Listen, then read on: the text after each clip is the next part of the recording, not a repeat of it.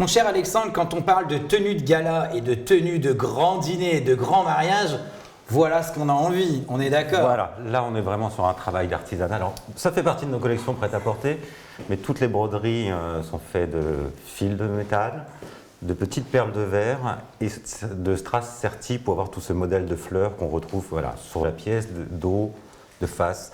C'est apposé sur un velours, ce qui permet de garder aussi un contraste entre ce mat très généreux et cette luminosité qu'apportent tous ces petits éléments.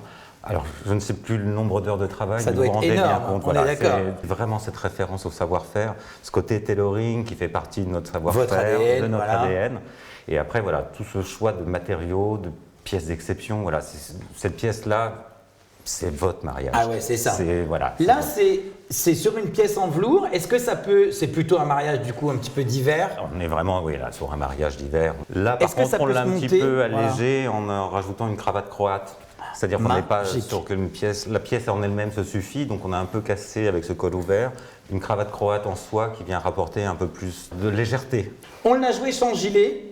Oui, c'est pareil. Il y a un moment où on peut, Voilà, avec des la pièces pièce très fortes, s'auto-suffit. pareil, pantalon en crêpe de laine avec la bande de la ceinture smoking et la bande de satin noir aussi sur le côté quand même. On Petite reste, touche qu'on vient d'apercevoir quand Edwin vient de tourner, si on peut revoir. La petite doublure rose. On aime ce qui brille, on aime la couleur, mais on reste pareil sur des coupes très traditionnelles, des pièces très traditionnelles.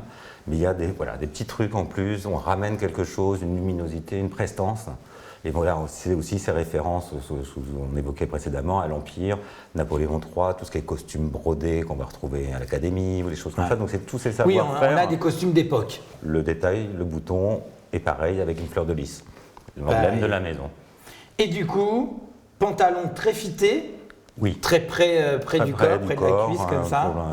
Voilà, c'est vraiment nous, tous nos pantalons sont extrêmement fités. Et voilà, là, le pantalon sert surtout à mettre en valeur la veste. On n'est pas C'est là. ça. La pièce maîtresse, quand on dit il y a une pièce maîtresse, ça reste la veste. Voilà. Et tout en, je pense que quand on tombe la veste, justement le petit accessoire fait que on reste hyper élégant. On n'est plus simplement en chemise blanche et en simple pantalon noir. On a encore une vraie tenue hyper habillée. On est La d'accord. chemise est encore très fitée, mais vous avez cette pièce autour du cou qui va ramener ce côté C'est plus frais. magnifique. Franchement, Cravate c'est... croate qui était à l'origine portée avant la cravate et le nœud papillon. C'est l'ancêtre finalement de la cravate. Et alors, toujours les détails qu'on retrouve de la maison, ces petits boutons or, ces petites pièces. Oui, C'est je crois très, que très joli. Merci beaucoup, en tout cas, Alexandre, pour ces magnifiques vêtements signés de la maison Lords & Falls. Et on a hâte de vous retrouver dans d'autres vidéos. À très bientôt.